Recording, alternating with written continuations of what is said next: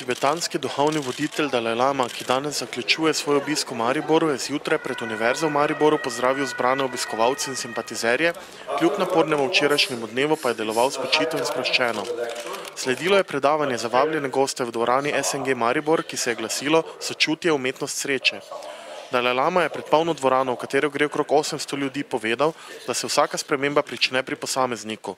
Goste pa sta pozdravila tudi rektor Univerze v Mariboru, profesor dr. Ivan Rozman, ter župan mestne občine Maribor, Franc Kangler. Danes smo se zbrali, da se kot človek, kot ljudje ozremo tudi v prihodnost 21. stoletja.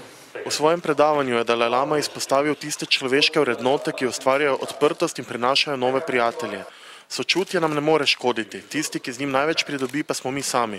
Sem demon, je povedal, ki širi znanje o sočutju in etičnih vrednotah, vendar pa sam sebe vidi kot dobrega demona.